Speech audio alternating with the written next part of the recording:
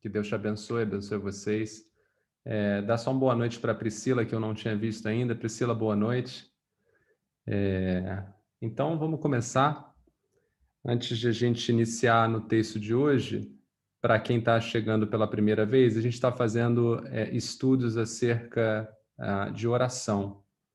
Então, a gente já tem estudado algumas orações na Palavra de Deus, orações de intercessão, orações de submissão. Hoje a gente vai olhar uma oração especial, que é essa oração que Paulo faz aos irmãos que estão ali em Éfeso. Então, o texto para a gente, para a reflexão de hoje, está lá em Efésios, no capítulo 1, do verso 15 até o 20. E essa é uma oração que ela tem um propósito de ação de graça e também de intercessão. Paulo vai dar graças a Deus ali pela vida desses irmãos, e a gente vai entender por quê, e ele também vai interceder pela vida desses irmãos em Cristo. Então, para a gente ter um background aqui, eu vou falar um pouquinho só dessa igreja que está ali em Éfeso, mas a gente não está estudando a carta aos Efésios, então eu não vou abrir muito esse escopo. Mas é importante a gente entender um pouquinho do background ali para entender essa oração de Paulo. Antes de a gente ir lá para esse background, vamos ler o texto dessa oração para a gente ter um primeiro encontro aqui com esse texto, né? Eu vou ler. Alguém tem interesse de ler? Porque seria legal também. Se alguém quiser ler. Isaac, manda ver então. Vocês conseguem me ouvir? Muito bem. Então, Efésios capítulo 1, versículo 15, fala assim: Paulo ora pelos crentes, que somos nós também. Né? Por isso eu também, tendo ouvido a fé que há entre vós no Senhor Jesus Cristo e o amor para com todos os santos, não cesso de dar graças por vós, fazendo menção de vós nas minhas orações, para que o Deus de nosso Senhor Jesus Cristo, o Pai da glória, vos conceda espírito de sabedoria e revelação no pleno conhecimento dele, iluminados os olhos do vosso coração, para saberdes qual é a esperança do seu chamamento, qual é a riqueza da glória da sua herança nos santos, e qual a suprema grandeza do seu poder para com os que cremos, segundo a eficácia da força do seu poder, o qual exerceu com ele em Cristo, ressuscitando-o dentre os mortos e fazendo-o sentar à sua direita nos lugares celestiais, acima de todo principado e potestade, poder e domínio, e de todo nome que se possa referir não só no presente século, mas também no vindouro. E pôs todas as coisas debaixo dos pés e, para ser o cabeça sobre todas as coisas, o deu à igreja, a qual é o seu corpo, a plenitude daquele que a tudo enche em todas as coisas. Amém. Amém.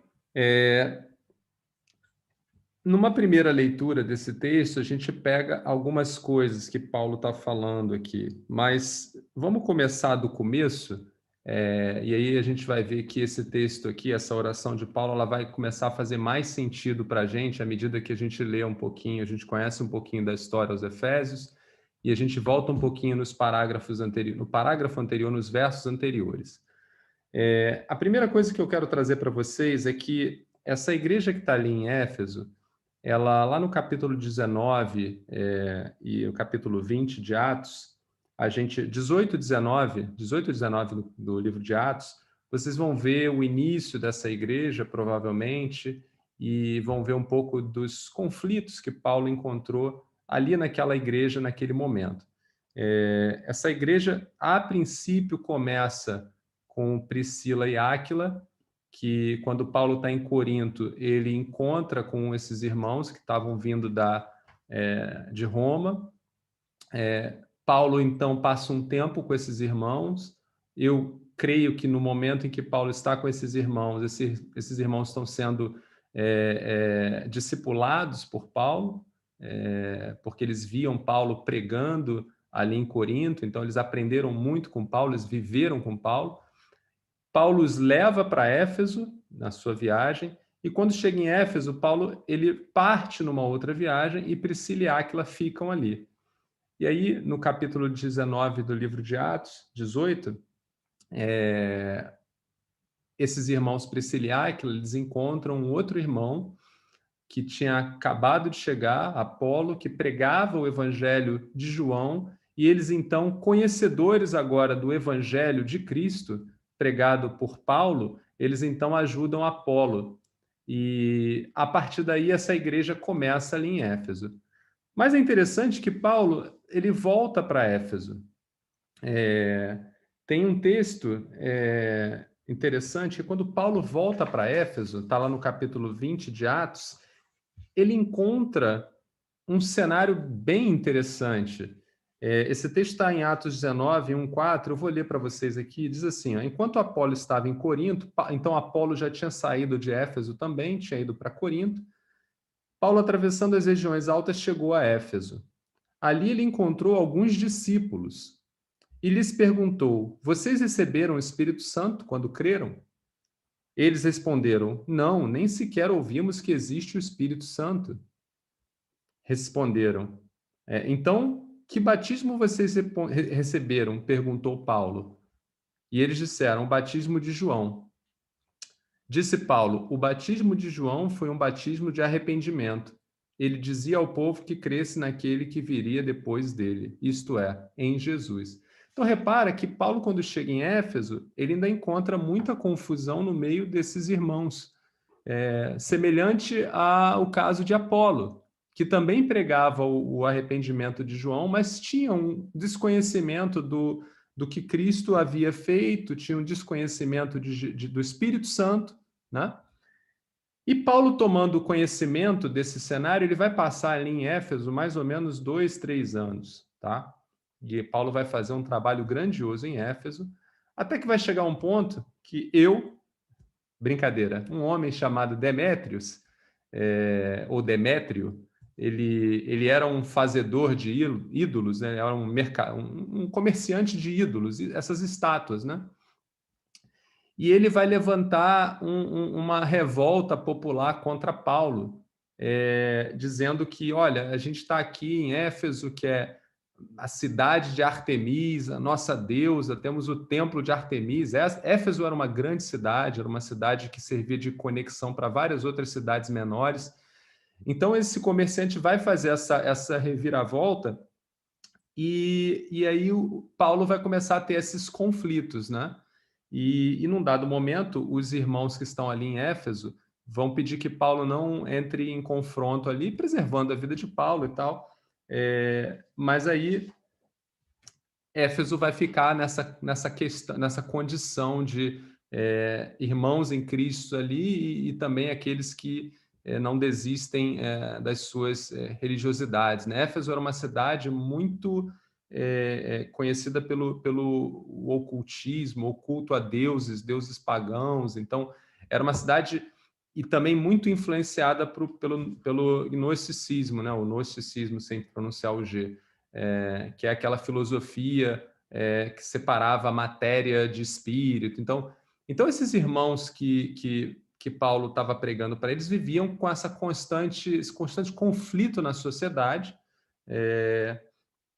E esse é um pouco do background aí dessa igreja, falando dessa igreja. Tem mais coisas acontecendo ali, mas por hora o que vale para a gente é isso, saber que eles tinham aí essa visão de outros deuses, era uma cidade grega, tinha os filósofos que pregavam ali a separação do espírito e da matéria, e Paulo, ele então vai escrever essa carta aos Efésios, que não é uma carta que ele escreve logo no início dessa igreja. Essa carta aqui provavelmente Paulo escreveu enquanto estava na prisão ainda, porque ele menciona preso, provavelmente na prisão em Roma, e aí ele vai escrever essa carta aos Efésios. Tá, a gente vai passar então essa estrutura da carta aos Efésios, para a gente ter uma ideia, a gente pode simplificar ela em duas partes, tá? Do capítulo 1 ao 3 da carta, Paulo vai falar muito sobre o que é o evangelho. Ele vai falar, é uma teologia baseada no que é o evangelho. Ele vai teorizar em relação ao evangelho de Cristo, a todo o plano de Deus, a toda a história da humanidade, do relacionamento com Deus. Então, os primeiros 3 capítulos, vocês vão ver muita coisa relacionada à teologia do evangelho. Nos 3 capítulos seguintes, do 3 ao 6, Paulo já vai pegar, dado que ele apresentou esse evangelho, ele vai mostrar para esses irmãos que esse evangelho precisa ser vivido na prática. Então, Paulo vai buscar, então, as aplicações práticas para aqueles que aceitam esse evangelho. Então, você vai entrar numa questão muito mais prática. Muito simples a divisão dessa carta. Os 3 primeiros capítulos, uma teologia muito voltada a Deus Pai, Espírito Santo, a Trindade. Então, a gente vai ver coisas do tipo eleição, predestinação, a própria Trindade que eu já mencionei aqui, a cruz de Cristo, o selo do Espírito Santo, a nova terra e o novo céu, o milênio.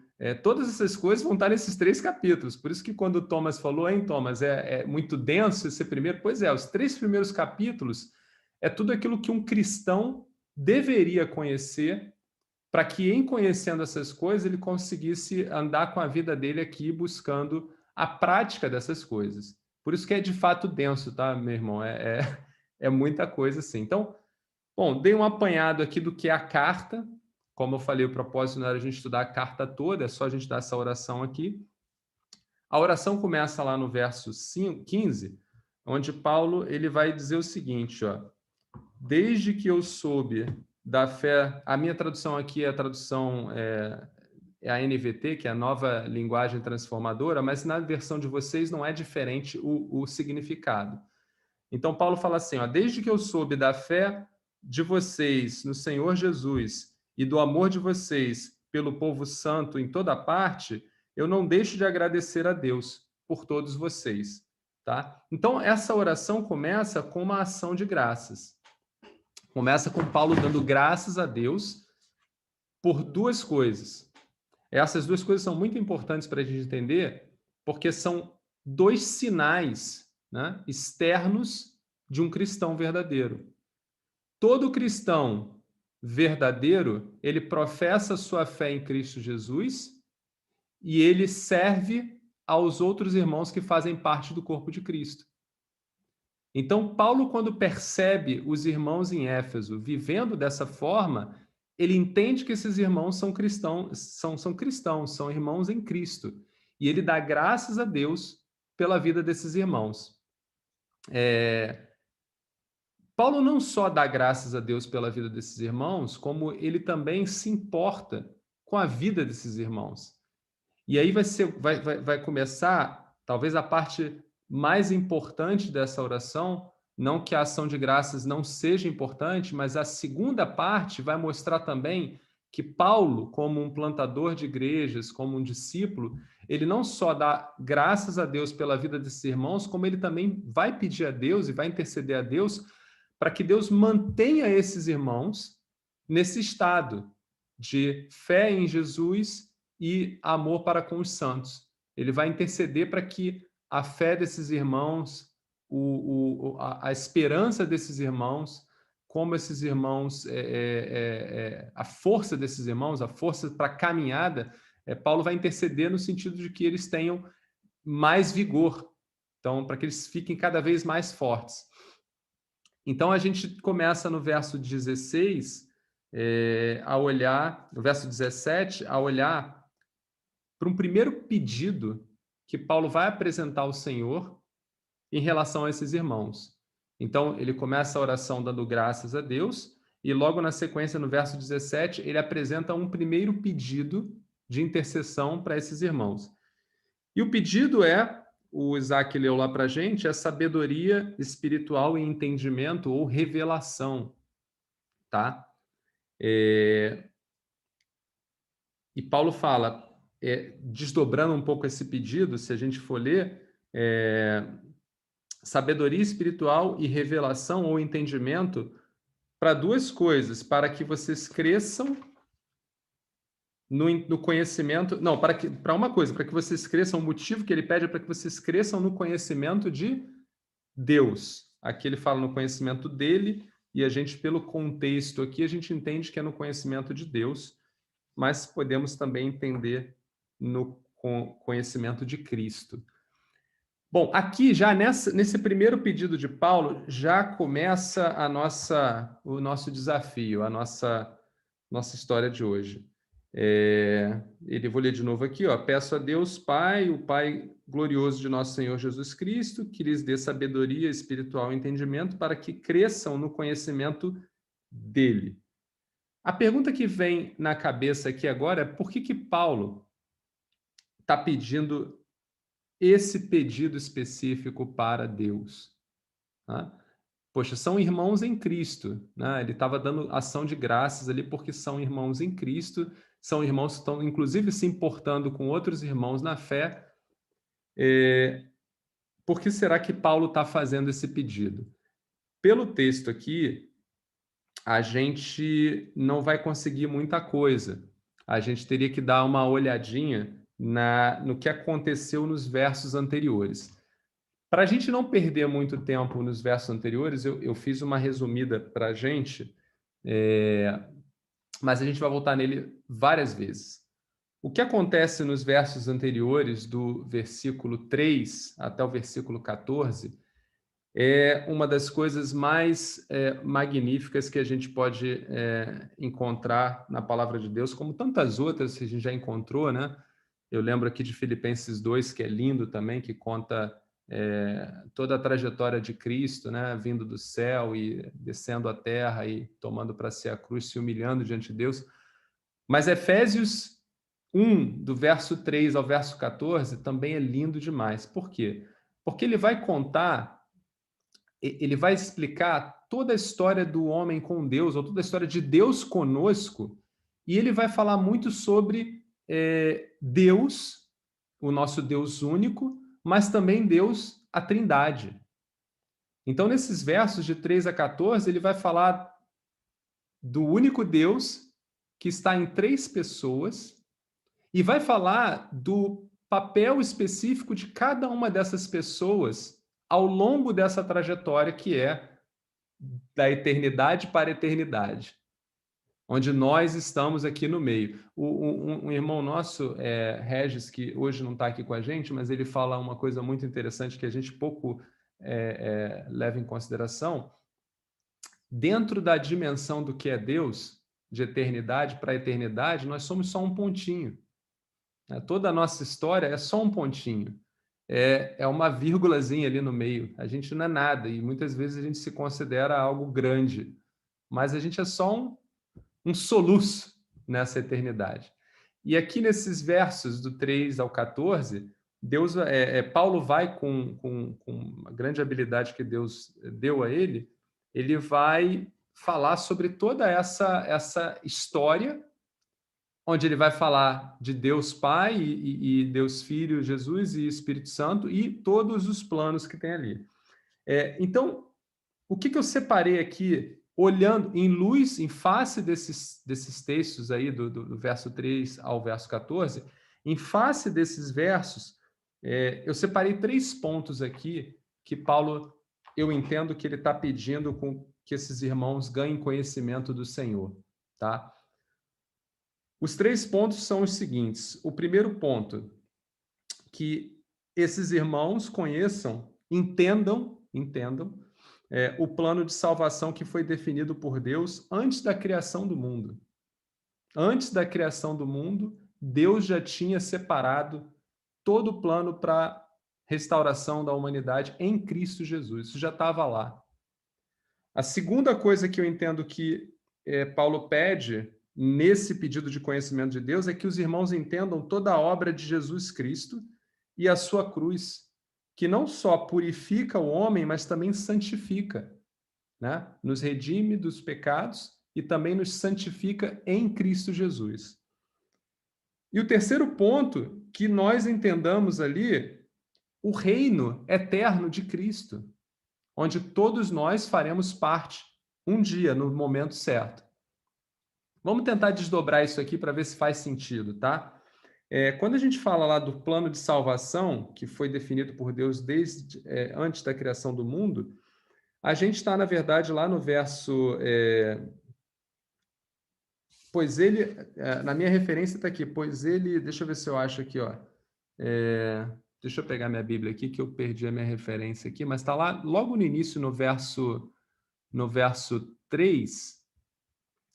Se vocês estiverem com a Bíblia na mão aqui, a gente vai ler verso 4, ó. Porque Deus nos escolheu nele, antes da criação do mundo, para sermos santos e irrepreensíveis em sua presença.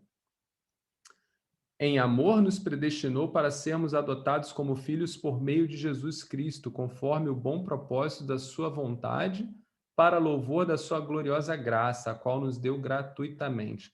Então, repara, aqui a gente está falando da salvação. Toda a salvação em Cristo Jesus já tinha sido estabelecida por Deus para nós, né? E para efeito, uma coisa que é importante, a gente vai falar um pouquinho mais lá na frente, mas eu quero bater aqui duas palavrinhas, né? Deus nos escolheu para sermos santos e irrepreensíveis em sua presença. Guarda isso aí com vocês, porque a gente vai perceber depois que no trabalho de Jesus, que é o próximo ponto, ser santo e irrepreensível só é possível em Jesus, né? Que é o segundo ponto aqui. O segundo ponto, ele fala lá, pois ele nos escolheu nele, em Jesus, desde antes da criação do mundo, para sermos santos e irrepreensíveis. Por que a gente só é possível para o homem, né, ser santo e irrepreensível, ou seja, sem mácula, diante de Deus em Jesus? Aí esse é aquele momento, né, que a gente abre aqui para a pergunta de... Né? Pergunta vale 10, hein? Por que é só em Jesus? Porque pela nossa justiça a gente não consegue, Demetrios. A nossa justiça foi imputada em nós a justiça de Cristo. Né? Ele é santo e irrepreensível, ele não teve pecado. E através do sacrifício dele, da justiça feita nele, é que nós somos salvos. Perfeito, Isaac, é isso mesmo. E aí, esse ponto que é de extrema relevância, a gente entende por que Paulo está apresentando isso de novo para esses irmãos. Por quê? Nesse momento, nesse momento da história da igreja de Éfeso ali, havia, assim como tem hoje no nosso mundo contemporâneo, alguns entendimentos errados em relação, por exemplo, a práticas que levavam à salvação sem Cristo Jesus. Práticas da carne, né? Como, por exemplo, obras, como, por exemplo, entender que o homem era capaz de algum mérito pelos seus próprios atos, né? E Paulo aqui vai deixar claro que somente Jesus pode justificar o homem e purificar o homem. Então, não há, e lá em Romanos a gente vai lembrar, né, que todos, não é todos menos um, não, são todos pecaram e estão destituídos da glória de Deus. Então, nós todos homens, temos a nossa vida maculada, com mácula, com pecado, e não somos, por consequência, justos diante de Deus. Nem temos como ser justos diante de Deus. Essa justiça aqui tem a conotação de julgamento, né? Se a gente for por um tribunal, olha, eu tenho aqui contra você tais coisas, sua vida te condena. Tá?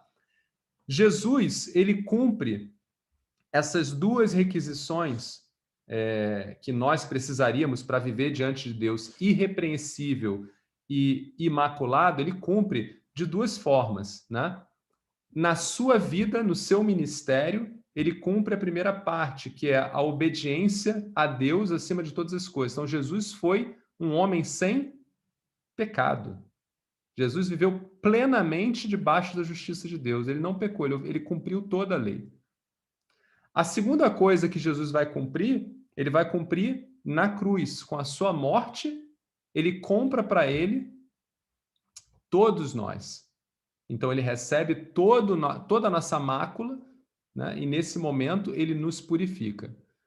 Então, esses dois conhecimentos, eu entendo que Paulo, quando fala para os irmãos aqui, para que eles cresçam em conhecimento de Deus, é para que eles entendam essas duas primeiras coisas, né? A primeira coisa é que Deus, Pai, tem todo um plano desde a criação do mundo, que passa por nós escolhendo a Jesus, e que Jesus, em seu trabalho, nos justifica e nos purifica para estarmos diante do Senhor. Olha que interessante. A gente viu aqui, lembra que eu falei bastante que Paulo ia falar sobre Deus, um Deus único, mas também a Trindade, né? Nós falamos do primeiro ponto aqui, Deus Pai, como o idealizador de todo esse plano, né?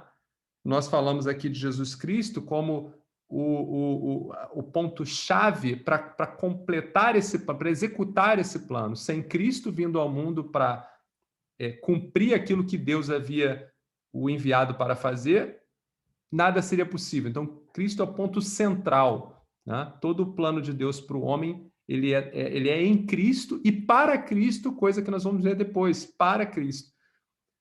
Mas falta aqui o Espírito Santo, né?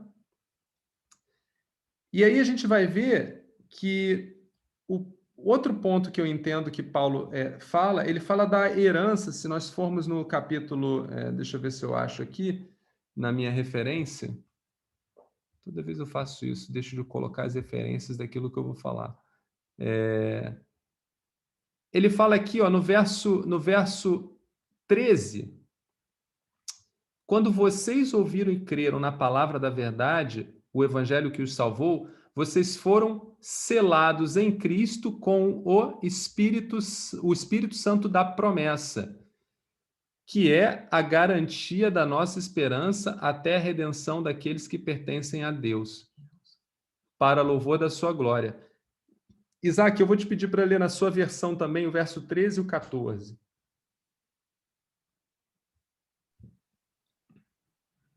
Em que também vós, depois que ouvistes a palavra da verdade, o evangelho da vossa salvação, tendo nele também crido, foste selado com o Espírito, com o Santo Espírito da promessa, o qual é o penhor da nossa herança, até ao resgate da sua propriedade, em louvor da sua glória.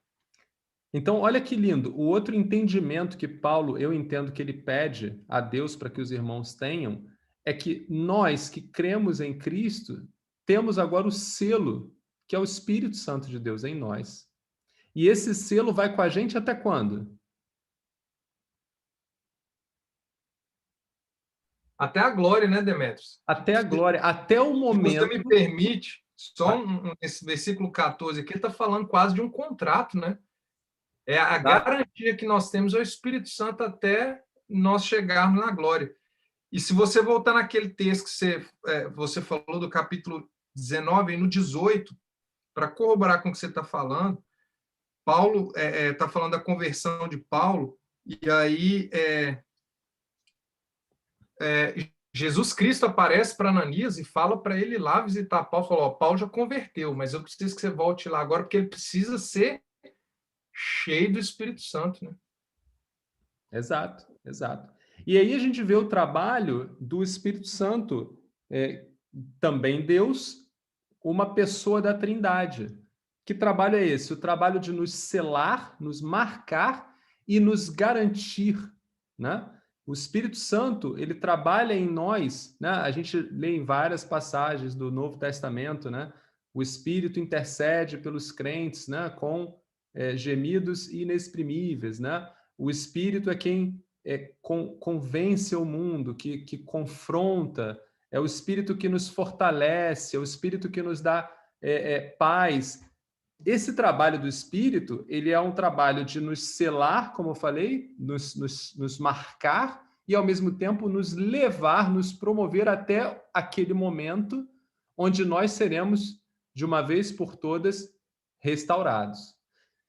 Então, eu entendo que Paulo está pedindo a Deus, resumindo, esses 3 entendimentos para esses cristãos. Primeiro entendimento, que eles conheçam todo o trabalho de Deus Pai. Desde a fundação do mundo, desde antes de tudo acontecer, tudo já tinha sido criado e concebido por Deus em Cristo Jesus. Que eles tenham entendimento da salvação que é somente por meio de Cristo Jesus. Só podemos nos apresentar diante de Deus Pai puro e santo em Cristo. Não há um outro caminho. E o terceiro trabalho é que nós fomos selados pelo Espírito Santo de Deus e vamos com o Espírito Santo de Deus, ele nos manterá até o fim dos nossos dias, quando seremos restaurados. Então, na primeira parte dessa oração, eu entendo que Paulo pede por entendimento dessas três coisas. Então, aqui, entendimento sobre teologia. Teologia de Deus, ou conhecimento de Deus. Por isso que aqui Paulo está falando, peço a Deus que tenha, que vocês cresçam no conhecimento dele, Deus Pai, mas você pode entender aqui também como Deus Pai, Deus Filho e Deus Espírito Santo. Conhecimento de Jesus, conhecimento do Espírito Santo, conhecimento de Deus Pai. Bom, essa é a primeira oração que Paulo, o primeiro pedido dentro dessa oração começou com uma ação de graças. Até aqui, alguma dúvida? Não? Dúvida não, mas eu estou refletindo aqui, quando é que foi a última vez que eu orei para Deus dar uma revelação dessa para algum irmão em Cristo? Exato. E aí, só para fazer fazer um fechamento aqui, no material de referência que eu mandei hoje, para a gente entender mais sobre essa herança que é falada lá no verso 13 e 14, essa herança no reino pelo selo do Espírito Santo, a gente pode ler lá em Apocalipse 20, de 1 a 6, que fala do reino de Cristo, né? Que fala do momento quando todos aqueles que têm o selo do Espírito Santo, todos aqueles que foram comprados, serão resgatados, né? Para estar com Cristo em seu reino. Tá? Mas vocês podem ler depois. Vamos passar para o segundo ponto, que é a segunda oração, ou melhor, o segundo pedido, né? Que Paulo vai falar sobre o coração iluminado, ou iluminação no coração. Quem pode ler para a gente lá o verso 18?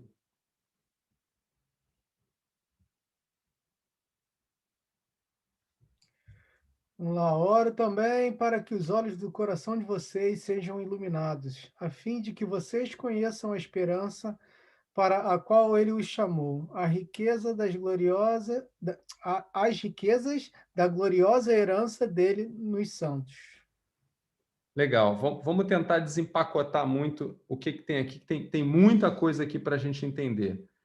A primeira coisa que Paulo fala é: eu oro para que o coração de vocês seja iluminado, e iluminado para um propósito.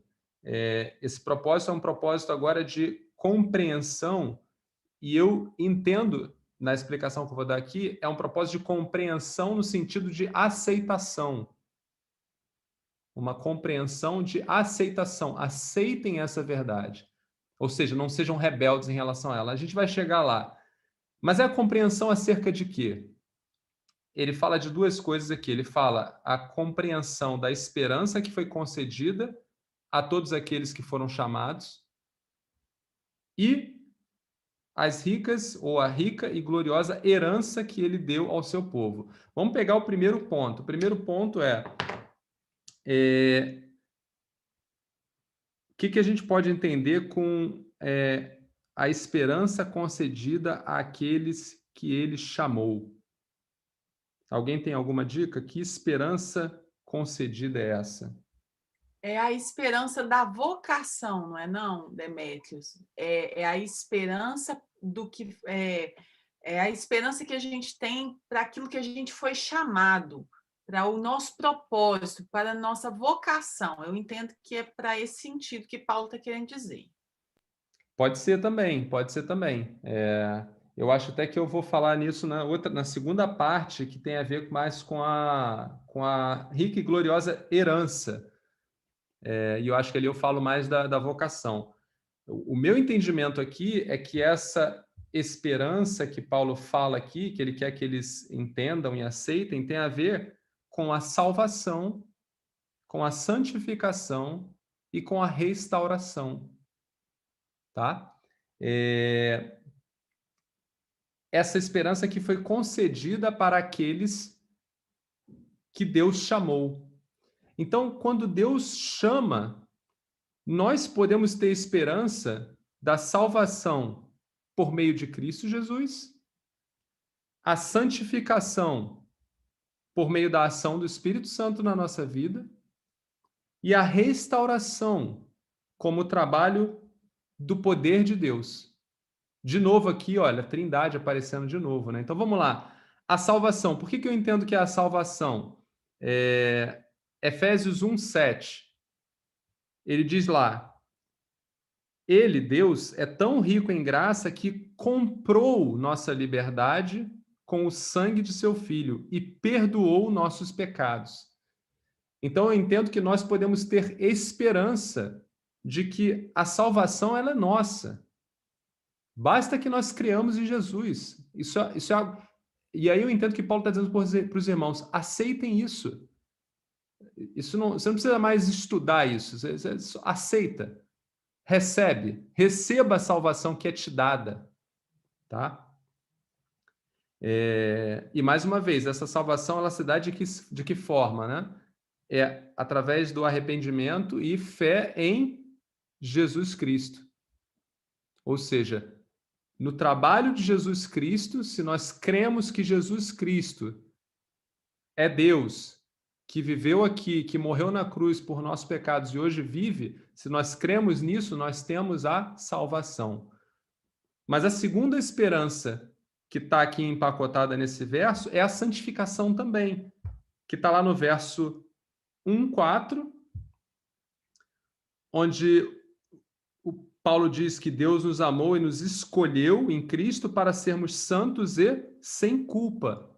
Ou seja, nós fomos escolhidos para sermos santos e imaculados.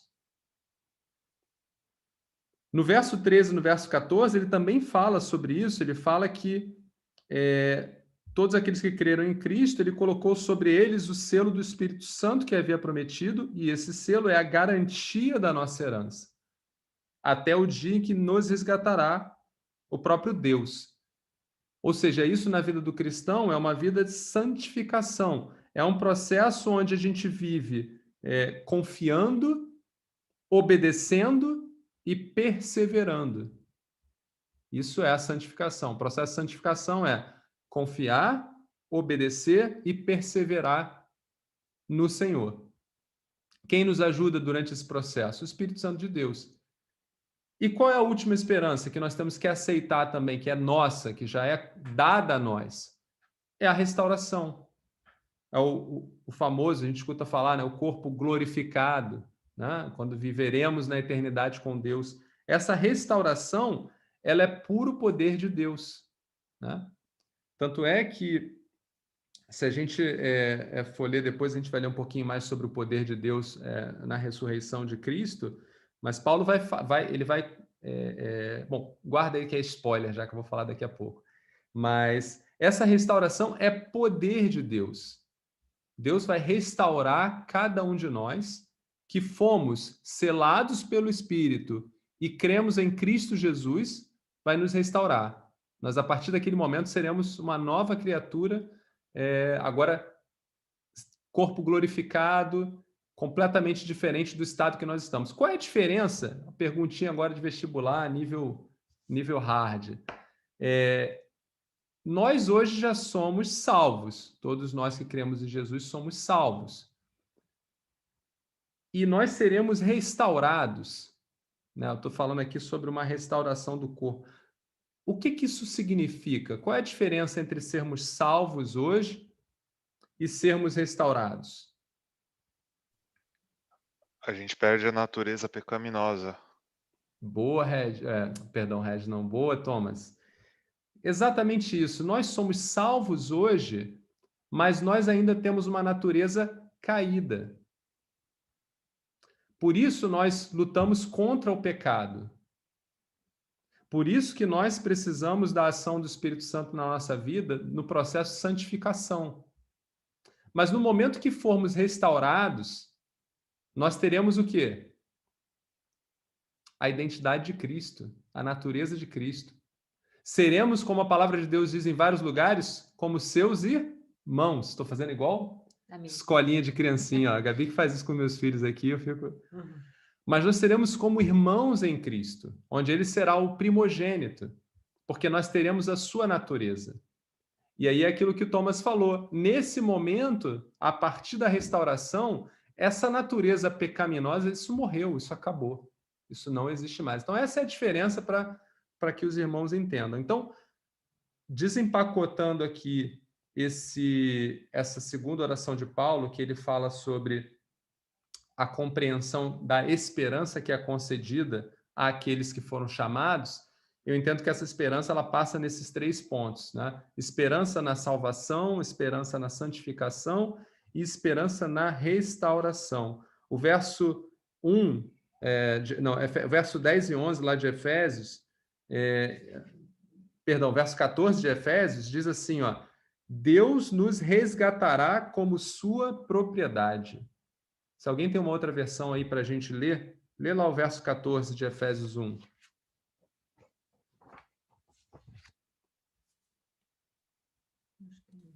O meu é bem diferente. Lê para a gente, Esther. Fala, o qual é o penhor da nossa herança para a redenção da possessão adquirida para louvor da sua glória. Isso é Deus falando aí que a possessão é bem parecido. Possessão no sentido de somos dele e nós hoje temos aí um penhor, ou seja, tem um selo marcando que somos dele e um dia ele vai fazer... como é que se fala? Eu vou pegar o que é meu por direito, né? Resgate. Resgatar. Vou resgatar. Que é a tradução que eu tenho aqui que fala, né? Deus resgatará a sua propriedade. É o sentido de penhorar algum bem, né? Você vai lá, eu vou deixar com você, mas depois eu vou pegar ele de volta. Mas vocês alguma coisa por um período de tempo. Isso. Mas vocês entenderam aqui que quem vai pegar é o próprio Deus? Que é esse o entendimento que eu quero passar. Deus vai nos pegar ali. Né? Todos aqueles que têm o selo do Espírito Santo, que são servos de Jesus Cristo, né? Vão ser transformados por Deus, restaurados por Deus, porque somos dele. Até aqui foi. A gente ainda tem um segundo ponto aqui nesse segundo pedido de Paulo, que é esse mistério aqui da rica e gloriosa herança que ele deu a seu povo santo. Essa parte aqui é um pouco mais complicadinha, porque, até dando uma olhada em outros teólogos, Paulo aqui pode estar falando de muitas coisas, tá? Paulo pode estar falando aqui da herança que tem a ver com a nova terra e o novo céu, está falando da vida eterna como herança, pode estar falando das promessas de Deus enquanto nós estamos aqui, né? Nós podemos ter como herança, né, tudo aquilo que Deus é. Tem vários motivos aqui, mas enquanto eu estava olhando esse texto e refletindo sobre ele, eu acho que a resposta, ou melhor, aquilo que Deus me instruiu a passar para vocês aqui, está nos versos de 12 a 14. Eu vou ler aqui na minha tradução. Quem tiver uma tradução diferente também, vamos ler para ver se a gente chega no mesmo entendimento. Mas no verso de 12 a 14, o texto diz assim: o propósito de Deus era que nós, os primeiros a confiar em Cristo, louvássemos a Deus e lhes dessemos glória. Agora, vocês também ouviram a verdade, as boas novas da salvação, e quando creram em Cristo, ele colocou sobre vocês o selo do Espírito Santo que havia prometido. O Espírito é a garantia de nossa herança, até o dia em que Deus nos resgatará como sua propriedade para louvor de sua glória. O que eu vi aqui nesse texto na minha versão? Depois eu vou abrir para vocês falarem a versão de vocês. Quando ele começa lá no primeiro verso 12, que ele fala, o propósito de Deus era que nós, esse nós aí, e ele até completa na minha versão, os primeiros a confiar em Cristo, não vai ser diferente na versão de vocês também. Aqui Paulo está falando dele, mas ele não está falando só dele, Paulo, ele está falando daqueles que primeiro ouviram de Jesus. numa referência que muitos teólogos entendem, e eu também entendo dessa forma, aos judeus. Então ele está falando, Deus, que primeiro falou aos judeus, o propósito dele era para que os judeus fossem o quê? Os judeus dessem, aí está lá no finalzinho do verso 12, que os judeus louvassem a Deus e lhe dessem glória. Ou seja, Deus chamou o povo judeu para glorificar a Deus como seu povo. E se a gente vai no Velho Testamento, a gente vê que isso é coerente com a história do povo que foi eleito por Deus. Deus chamou esse povo para ele, para a glorificação do seu nome, para louvá-lo. Né? Aí o que Paulo vai dizer? Paulo vai falar, e agora vocês, quem são esses vocês aí? Vocês são os gentios. Nesse caso aqui, os irmãos em Éfeso, mas hoje nós aqui. E agora vocês que também creram em Cristo, então repara, o ponto que nos faz da mesma família é a crença em Cristo, que também é coerente com todo o ensinamento, né, do povo judeu que creu em Abraão e pela fé creu em Cristo, e nós que cremos também pela fé, todos nós cremos em Cristo. Então, nós que cremos em Cristo, ele colocou para a gente um selo para nos garantir, para nos levar e tal, e lá no final do verso 14, como sua propriedade, para o louvor da sua glória. Ou seja, ele nos chamou, então, gentios, para o mesmo propósito que ele chamou os judeus na eternidade, que é para o quê? Para glorificar a Deus. E aí você pode perguntar, poxa, Demetrio, mas o que tem a ver, o que tem a ver esse propósito de glorificar a Deus como a única herança, a herança gloriosa, né? Isso que o texto diz, não é? A rica e gloriosa herança que ele nos deu. Bom, o meu entendimento é o seguinte, entre todas as coisas que Deus nos dá o privilégio de poder darmos glória a Ele. É um privilégio isso. E eu estava explicando isso para o Gabriel, meu filho, e para você explicar isso para crianças é mais difícil, mas eu acho que a metáfora que eu usei facilita bastante. Imagina que existe um reino, e esse reino tem um rei que é conhecido por todos, e por todo mundo, esse rei é o objeto de admiração, todos admiram esse rei.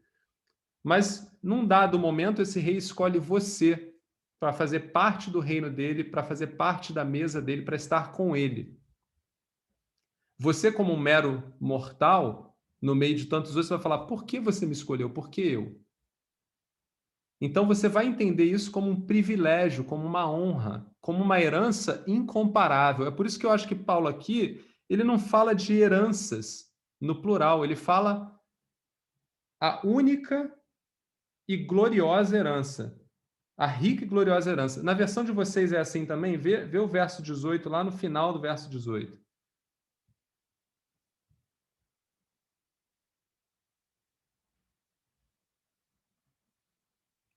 Quem tiver na mão aí. Para que saibais qual seja a esperança da vocação e quais as riquezas da glória da sua herança nos santos. As riquezas. Na sua versão fala as riquezas da glória, da glória, né? Na minha versão aqui fala a rica e gloriosa herança. Alguém tem uma versão diferente? Mas o dela fala herança também. O seu também fala herança, né? Na New King James é igual ao da Lorraine. Em inglês, traduzido, fica igualzinho. Eu entendo aqui que Paulo, dentre todas... As duas traduções, elas encaixam perfeitamente, porque Deus tem muitas heranças para nós. Mas eu estou interpretando aqui que Paulo fala de uma herança específica e de um privilégio que é muito específico. É uma herança, o sentido de que nós fomos chamados como povo... As riquezas da gloriosa herança. Fomos chamados como povo para glorificar a Deus no seu reino eterno. Alguém tem uma interpretação diferente que queira contribuir nesse ponto? Porque a minha interpretação não é a única, mas é a que eu fui inspirado para falar. Se alguém tiver alguma interpretação, eu gostaria de ouvir. Ô Demétrios, eu acredito que o que você falou fechou bem no verso 14, que fala para louvor da sua glória. A gente não tem como mensurar isso. Eu acho que tem proporção assombrosa. Se é para a glória de Deus, de um Deus, isso é com objetivo. O fato da gente ser formado nele, fundado nele, ter todo esse plano, é para proporções assombrosas, né? É para a glória dele. A gente não sabe a proporção dessa, a gente não consegue mensurar isso. Então, eu acho que você fechou bem no verso 14, eu acho que explicou bem quando você explicou o final do verso 14 aí, ficou bem explicadinho. A minha interpretação é essa, Lu, que, de fato, se eu fosse pensar o que seria uma herança rica e gloriosa, a eternidade é uma herança rica, gloriosa. As promessas de Deus para a gente é uma herança rica e gloriosa. Mas poder dar graças a Deus, louvar a Deus o tempo inteiro no reino dele, como povo escolhido, né, dentre tantos que não vão estar lá, eu diria que essa é a mais... tem um peso maior, entendeu? Então, eu acredito que Paulo está ressaltando essa questão do que nós fomos, para o que nós fomos chamados para fazer como povo de Deus, para a glória de Deus. Né? Não tem. O outro ponto que eu queria pegar aqui, que eu acho que é importante, é para a gente tirar um pouco dessa. Fomos chamados por Deus para nós. Nós fomos chamados por Deus para Ele, para a glória dele. E acho que Paulo está dizendo que isso é algo que é uma esperança rica para nós, esse chamado dele. Entendeu? E muitas vezes a gente não compreende isso. Ô Demetrios, veio aqui na minha cabeça aquele versículo de Romanos 8:17, que ele fala que nós somos filhos, então também somos herdeiros, e herdeiros de Deus, e co-herdeiros com Cristo. Eu acho que explica muito a herança, do que somos herdeiros. Sim, sim. Sermos filhos. E aí a gente passa para o terceiro pedido de Paulo nessa oração, terceiro e último pedido, que é lá no verso 19. Ele fala assim, ó, também oro para que entendam a grandeza insuperável do poder de Deus. E aí ele continua. Eu vou explicar depois todo o restante aqui. Então, eu entendi que na primeira oração, Paulo pede entendimento para esses irmãos. Pede que Deus dê entendimento. Entendimento é, eu li algo, entendi, é assim que funciona. Eu entendi. No segundo pedido de Paulo, eu entendo que ele pede que os irmãos, no seu coração, por isso que ele fala iluminação no coração, que os irmãos aceitem esse entendimento. Tem uma predisposição para aceitar. Olha, eu entendi e aceito. E agora Paulo vai falar de algo precioso demais, que é confiem. Paulo agora vai dizer para esses irmãos, olha, confiem que tudo isso que eu apresentei a vocês vai acontecer, porque Deus é poderoso. E aí Paulo vai explicar do que ele está falando, que poder de Deus é esse. Tá? Então ele fala assim, ó, oro para que entendam a grandeza insuperável do poder de Deus para conosco, os que cremos. É o mesmo poder grandioso que ressuscitou Cristo dos mortos e o fez sentar-se no lugar de honra à direita de Deus, nos domínios celestiais. Agora, Cristo está muito acima de qualquer governante, autoridade, poder, líder ou qualquer outro nome, não apenas neste mundo, mas também no futuro. Deus submeteu todas as coisas à autoridade de Cristo e o fez cabeça de tudo, para o bem da igreja. E a igreja é seu corpo, ela é preenchida e completa por Cristo, que enche consigo mesmo todas as coisas em toda parte. Paulo aqui está fazendo, e aí, Thomas, para facilitar também o entendimento, por isso que eu mandei a referência lá de 1 Coríntios 15, 12, 33. O verso de 1 Coríntios 15, 12 e 33, ele é todo acerca da ressurreição de Cristo. Por quê? Por que Paulo... Olha que interessante. Paulo, então, estava pedindo que os irmãos tivessem entendimento na oração, que eles aceitassem, e agora ele pede a Deus que os irmãos confiem. E aí, quando Paulo fala do poder de Deus, você pensa assim, poxa, para confiar que Deus é capaz de me dar todas essas coisas, tem várias coisas que são poder de Deus. Eu podia falar de Deus na criação, concorda? Eu podia falar, olha, confiem porque Deus é o Deus que criou todas as coisas. Ou Paulo podia falar, olha, é o Deus que tirou o povo do Egito, né? Um Deus de milagres, mas Paulo pegou especificamente aqui a ressurreição para falar. E o motivo pelo qual Paulo pegou a ressurreição, se a gente for lá no texto de Coríntios 15, 22, 33, a gente vai ver, mais ou menos lá no final do verso, do versículo, eu não peguei a referência aqui, mas Paulo fala assim, ó, eu lutei com feras em Éfeso por conta da ressurreição de Cristo. Achou aí, Bia? Se você achar para a gente aí, lá em 1 Coríntios 15, de 12 a 33, lá no finalzinho.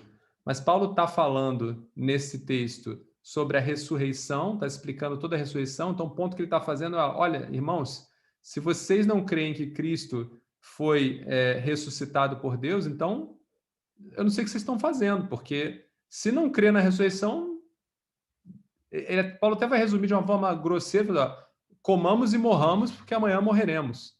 Né? Paulo está dizendo o seguinte, a ressurreição é condição mais que necessária para a sua fé em Cristo Jesus. Se você não crê que Cristo hoje vive e está assentado à direita de Deus, você não está crendo no poder de Deus.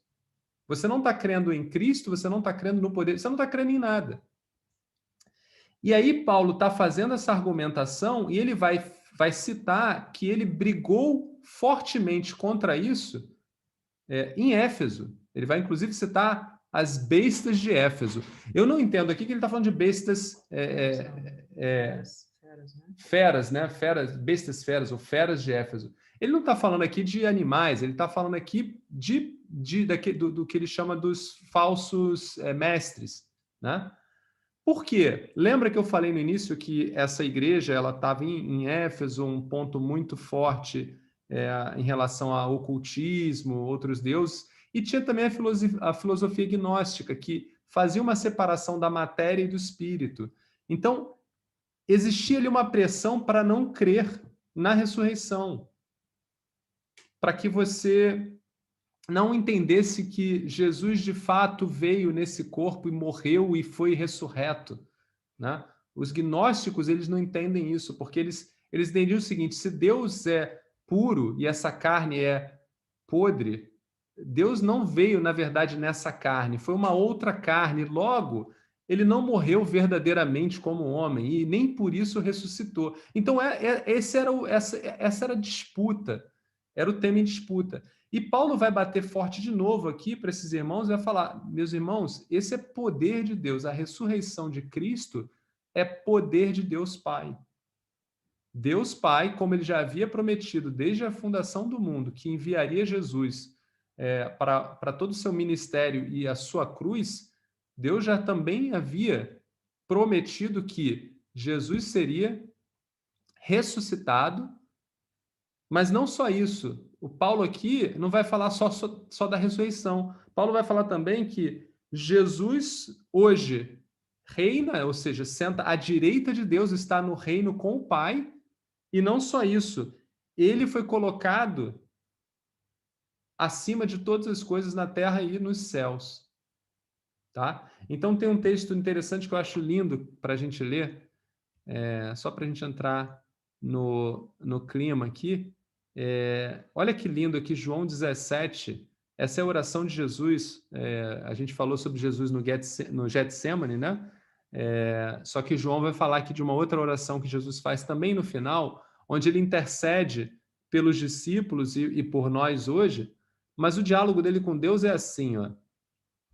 Jesus olhou para o céu e orou, Pai, chegou a hora, glorifica o teu filho, para que o teu filho te glorifique, pois lhe destes autoridade sobre toda a humanidade, para que conceda a vida eterna a todos os que lhe deste.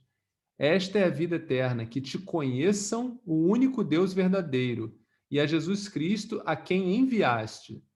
Eu te glorifiquei na terra, completando a obra que me deste para fazer. Agora, Pai, glorifica-me junto a ti, com a glória que eu tinha contigo antes que o mundo existisse. Eu revelei teu nome àqueles que do mundo me deste.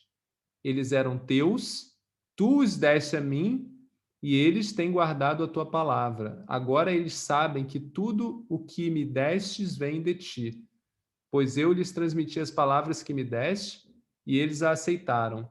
Eles reconheceram de fato que vim de ti e creram que me enviaste. Então, repara, Jesus aqui, de novo, no seu papel, e isso aqui é interessante de entender, Jesus é Deus com Deus Pai e com o Espírito Santo. Mas aqui Jesus, ele é submisso a Deus. Jesus, Filho, glorifica a Deus Pai. E em retorno, Deus Pai glorifica a Jesus Filho. E como Deus Pai glorifica Jesus Filho? Colocando ele como o consumidor de todas as coisas. Se a gente voltar lá no verso de Efésios, verso 9, diz assim, ó, e nos revelou o mistério da sua vontade, de acordo com o seu bom propósito, que ele estabeleceu em Cristo, isto é, fazer convergir em Cristo todas as coisas celestiais ou terrenas, na dispensação da plenitude dos tempos. Ou seja, qual é o plano que também já tinha sido desenhado por Deus? É que Cristo seria o consumador de todas as coisas. Ou seja, todo mundo, todas as coisas se dobrarão e estarão debaixo do que a gente chama de senhorio de Cristo, dando glórias a Cristo. Fala, Isaac. João 1 vai falar sobre isso também. João 1:3, todas as coisas foram feitas por intermédio dele, sem ele nada foi feito se fez. E aí vai falar que tudo foi feito por ele e para ele, né? Exato, exatamente. Então a gente vai ter um momento nessa eternidade onde Jesus volta, e se a gente for ler lá em Apocalipse 20, que eu já dei a referência, né? Apocalipse 20, de 1 a 6, Jesus volta, e no que Jesus volta, Deus Pai o coloca como sendo autoridade sobre todas as coisas. Nesse momento, não há nada... Não, tem até que fazer uma observação que o texto que eu tenho de referência aqui para a gente, está lá mesmo no texto de 1 Coríntios 15, 12 a 33, que quando Paulo está falando sobre esse momento onde Cristo vai ser colocado no lugar supremo, Paulo faz uma observação que eu acho sensacional e coerente com a palavra dele. Ele fala assim, é óbvio que aquele quem colocou Cristo como a autoridade sobre todas as coisas não está embaixo desta autoridade, ou seja, Deus Pai está acima dessa autoridade, mas abaixo de Deus Pai está Cristo como autoridade sobre todas as coisas. A Gabi vai ler para a gente 1 Coríntios 15, 27. Pois as Escrituras dizem, Deus pôs todas as coisas sob a autoridade dele. Claro que, quando se diz que todas as coisas estão sob a autoridade dele, isso não inclui aquele que conferiu essa autoridade a Cristo. Então, perfeito, né? Paulo aqui sendo coerente com toda a teologia dele, ou seja, Cristo, num dado momento, vai ter autoridade sobre todas as coisas, exceto a autoridade sobre Deus Pai. Porque Cristo é submisso a Deus Pai, vai prestar glórias. E nós? Nós vamos dar glórias a Cristo, porque seremos de Cristo. E junto com Cristo, daremos glória a Deus Pai. Então, eu acho que Paulo, nesse último ponto, ele fala desse poder de Deus, né, que faz todas essas coisas. Ressuscitou a Cristo, colocou a Cristo num lugar de glória e colocou uma outra coisa importante também para nós hoje, colocou Cristo como sendo o quê? O cabeça da igreja. Né? Ele fala lá, fez Cristo o cabeça da igreja, e a igreja como sendo o seu corpo. Né? Então, Paulo está pedindo então para esses irmãos que confiem. Essa oração, esse último pedido de Paulo nessa oração a Deus é que os irmãos confiem no poder de Deus. Então, recapitulando, essa oração é dividida para mim em 4 partes, onde Paulo abre aqui o coração dele. Na primeira parte, ele dá graças a Deus pela vida dos irmãos. Na segunda parte, ele pede a Deus que abra o entendimento desses irmãos acerca do que é o evangelho de Deus para eles, o evangelho de Cristo Jesus e a ação do Espírito Santo na vida deles. Ele intercede a Deus para que esses irmãos aceitem essas verdades. Aceitem de que forma? Na sua vida. Essa aceitação, eu entendo que é uma aceitação que vem para o coração, para que você assuma isso. Por isso que ele fala de iluminação do coração, para que você sinta no teu espírito. Cara, é isso mesmo, eu entendi, eu vou viver dessa forma, eu vou viver nessa esperança, eu vou viver sabendo que a minha vida não acaba quando eu morro aqui, eu vou viver sabendo que Deus vai me ressuscitar e eu vou ser restaurado. Né? E para fazer esse ponto, eu entendo que Paulo pede a Deus também para que os irmãos tenham confiança, sejam fortalecidos, não esmoreçam na caminhada, que eles creiam no poder de Deus, creiam nesse poder, creia que Deus vai fazer essas coisas. Então é isso. Acho que para a gente fechar o estudo de hoje, eu acho que como uma oração, é bom a gente entender, acho que o Isaac falou sobre isso, que é muito importante. Muito pouco a gente ora a Deus pedindo que Deus abra o entendimento nosso e dos irmãos para conhecê-lo verdadeiramente, para saber tudo aquilo que ele desenhou, né? Tudo aquilo que ele montou no seu plano. Nós somos como eu falei, um soluço na eternidade. Tem toda uma história que veio antes de nós e continua provavelmente depois de nós. A Bíblia fala do reinado de Jesus, o reinado de 1000 anos aqui ainda na Terra, depois nós vamos para Nova Jerusalém. Então tem tanta coisa que nós temos que conhecer e a gente não ora pedindo esse tipo de entendimento muitas vezes na nossa vida, muito pelo contrário, a gente pede a Deus coisas até banais comparadas a toda a grandeza desse entendimento. E a outra coisa também é que a gente não ora pedindo para que Deus nos dê um coração que seja obediente, um coração que queira servi-lo dessa forma, que queira aceitar essas coisas. A gente tem que orar nesse sentido e por último, pedir a Deus forças para que a gente creia e confie, para que a gente continue na caminhada, crendo que esse poder ele vai ser aplicado na nossa vida. Ele já é, na verdade. Esse poder também já é demonstrado na salvação, é demonstrado na santificação, é demonstrado na restauração que está por vir, e é o poder que ressuscitou a Jesus, o nosso Salvador. Então, era o que eu tinha para hoje, pessoal. Se está aberto aí para comentários, para, enfim, qualquer intervenção.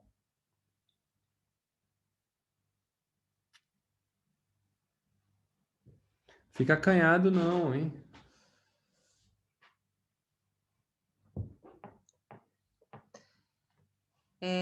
Uma coisa que eu achei bastante interessante, eu não sei se ficou claro, e eu e Demétrio a gente conversou muito sobre isso, é a questão de dar glórias a Deus, né? Esse é todo o objetivo. Todas as coisas convergirem para a glória de Deus. Desde o início. E sempre vai ser. E é para isso que nós fomos criados. E às vezes a gente pensa, né? A herança dele. Todas as coisas são dele, por ele, para ele. Nós temos essa herança, mas a herança é dar glórias a ele. É interessante porque às vezes a gente centraliza na gente algumas coisas, né? Bom, pelo menos para mim foi muito esclarecedor essa questão de desde o início é tudo para a glória de Deus. né? E no meio disso tudo entra o plano de salvação, entra a cruz de Cristo, né? E desde o início já dessa forma, né? Nenhuma vírgula diferente. Já toda a história já tinha sido, né? Vai ser assim, vai ser todos os passos. E tá lá, como você bem falou, já desde o início que era tudo isso para a glória de Deus. Então não cabe a gente mudar isso, né? Não tá na nossa mão dizer que isso não é para a gente. É o que eu falei, entrou um soluço no meio da eternidade, esse soluço acha que é para ele. Então nós somos resgatados por Cristo para podermos dar glórias a Deus, né? Que a gente às vezes não coloca o foco na coisa correta, a gente coloca na gente, né? Somos pecadores, você salvo, sim, mas isso está no meio de uma coisa maior. Somos salvos porque somos pecadores de um plano, né? Somos salvos porque Deus nos deu um plano, executou um plano para isso, para que a gente voltasse para Ele, para dar glórias a Ele. E eu entendo cada vez mais, né, que Deus, esse plano envolve Jesus, que é Deus, vir e morrer na cruz por nós, carregando sobre si todos os pecados, enfim, falamos sobre isso semana passada. Ou seja, Deus já tinha desenhado que nesse plano dele, ele enxerga nós, ele enxerga o homem ali, né? Para a glória dele, mas ele enxerga o homem ali. Por isso é que eu vejo que é, na verdade, um privilégio, porque Deus não precisa. Ele não precisa do homem ali. Mas ele fez de tal forma que isso fosse um privilégio para nós. E aí eu acho que a gente diminui muito o que Deus fez por nós quando a gente entende que a salvação é para nós. Ah, eu fui salvo, agora eu tenho uma vida. Por isso é que a gente não dá o devido valor e a devida glória a Deus, porque a gente entende que alguém salvou a gente de uma coisa ruim aqui na Terra e agora a gente vive na boa. Não. Deus está dando o privilégio para você hoje dar glórias a Ele a partir do momento que você foi salvo, até a eternidade. Essa é que é a história. Então, que a gente possa enxergar isso e viver sabendo que, de fato, para a gente poder viver dessa forma, nós temos um Deus e Ele é poderoso. E Ele é o mesmo Deus que ressuscitou o nosso Senhor, Jesus Cristo. E é a esse Deus que nós temos o privilégio de glorificar. Então, isso é que está em jogo. E aqueles que não puderam, recomendo muito que leia 1 Coríntios 15. Mas leia hoje, sabe? Enquanto a cabeça está trabalhando, tudo que a gente estudou, leia hoje para fechar o entendimento da oração de Efésios 1. Do verso 15, né? Começa do verso 15. Perdão, verso 12 ao 34. Eu recomendo fortemente que vocês leiam. Vai, Thomas. Tem uma outra coisa que o Efésios 1 e o 1 Coríntios 15 colocam bastante enfoque, que é o poder e a autoridade do Deus Pai, sobretudo. No Efésio 1, ele diz mais sobre o domínio que ele tem sobre tudo, inclusive Cristo, e tem um contraste no Coríntios, que ele diz sobre Deus Pai destruir todos os domínios, autoridades e poder desse mundo que vivemos, né? Para passar todo... Ele destruir, mas tem uma conclusão ali, né? Para quê? Para colocar debaixo de Cristo. Um ponto que eu quero fazer aqui, Thomas, só para não ficar a confusão, porque isso é uma coisa que às vezes atrapalha muito a caminhada dos irmãos e dos cristãos em geral. Como eu falei, o nosso Deus é um Deus triuno. Jesus é tão Deus quanto Deus Pai é Deus, quanto o Espírito Santo é Deus. É o mesmo Deus. Jesus não como eu diria, como a gente pode dizer assim, porque Jesus é submisso a Deus e porque Jesus dá glórias a Deus, Jesus é menor que Deus. Não, Jesus não é menor que Deus. Eu vou explicar isso no casamento. Vou pegar a ideia do casamento para explicar isso. Deus, quando chamou o homem e a mulher, Deus chamou o homem para um propósito, chamou a mulher para um outro propósito, e eles juntos são um propósito único. Tanto é que a palavra de Deus diz que o homem e a mulher são uma só carne, tá? Qual o propósito para o qual Deus chamou os homens, né? Para que os homens reinassem sobre a criação. O propósito que Deus chamou a mulher, para que a mulher ajudasse o homem nesse trabalho. A mulher é submissa ao homem nesse momento, porque ela está ajudando ao homem nesse trabalho. Mas é a mulher menor que o homem nesse momento? Negativo. O que todas essas relações, tanto da Trindade, quanto homem e mulher, quanto Cristo esposo e igreja noiva, são essas relações, elas mostram que é uma harmonia sistêmica, submissão e a dominação, e não é uma coisa hierárquica, um é melhor que o outro, ou um está acima do outro. Exatamente, exatamente. A gente conhece hierarquia, infelizmente, esse é o ponto. Nós conhecemos hierarquia de uma natureza caída. Então, para nós, hierarquia pressupõe o quê? Mais capacidade, mais direito, ser maior. Mas o que a gente entende na Trindade, e é o exemplo que eu dei no casamento, é que são funções, mas não tem a ver com quem é maior ou menor. Então, Jesus Cristo, e a palavra de Deus diz em vários lugares, Deus mesmo diz, todas as coisas foram feitas por Ele e para Ele. Jesus estava no princípio de todas as coisas. Né? O Espírito Santo de Deus, o Espírito de Deus pairava sobre a face das águas, quando nada existia. O Espírito Santo de Deus, quando a gente fala da função, e a gente está falando de funções, né? Ao longo de toda a história do homem, é o Espírito Santo de Deus que tem guiado o homem. Lembra? O Espírito Santo de Deus esteve em Davi, esteve em Saul, guiou os profetas. Moisés, Abraão, Jesus, os discípulos. Então, a função do Espírito Santo de Deus é uma função de guiar, de conduzir. E Jesus é contado em toda a história da humanidade desde o princípio. Abraão, quando estava no sacrifício lá de Isaac, Deus ali já falou, né? Abraão já falava, Deus vai prover. E ali já se falava em Jesus. Jesus era o Cordeiro Santo que tiraria o pecado do mundo. E Jesus veio de fato, e Jesus vai voltar. Então, repara, o Espírito Santo de Deus, Jesus e Deus Pai são o mesmo Deus, é um Deus único.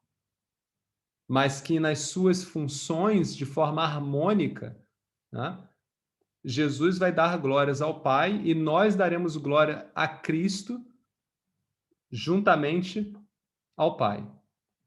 Essa é a história. No final das contas, esse nosso entendimento que não leva em conta a harmonia que Deus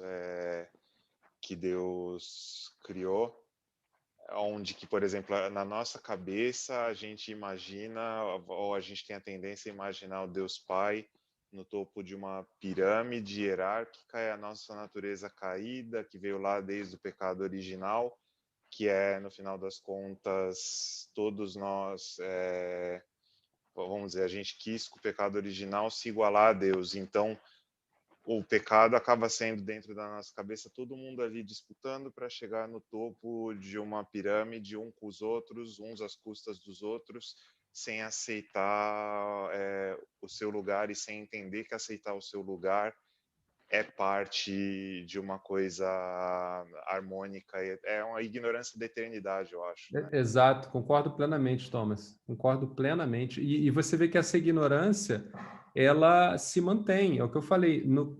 Infelizmente, voltando a pegar o exemplo do casamento ou a relação homem e mulher, é muito comum. Você vai ter os homens que vão entender que a sua autoridade é autoridade para subjugar, e vão ter mulheres que vão entender que a sua submissão não é para ser dada, a submissão ou inferioriza. Por quê? Porque é o que você falou muito bem, essa natureza caída que nós temos de não ver a harmonia, de não ver o trabalho. É, na verdade, um trabalho. Homem e mulher são chamados para o mesmo trabalho, para cuidar de tudo aquilo que Deus colocou debaixo do homem. Então, sob essa perspectiva, se homem, e aí eu estou falando do sexo masculino, não faz o seu trabalho, a sua mulher, como esposa, ela tem que ajudá-lo a fazer, e não fazer por ele. Tem que ajudá-lo a fazer, tem que ajudar esse homem. Da mesma forma que esse homem não pode buscar e usar a sua mulher como sendo, sei lá, eu dou ordem, eu sei que o trabalho para fazer isso, então você vai lá e faz aquilo. Não.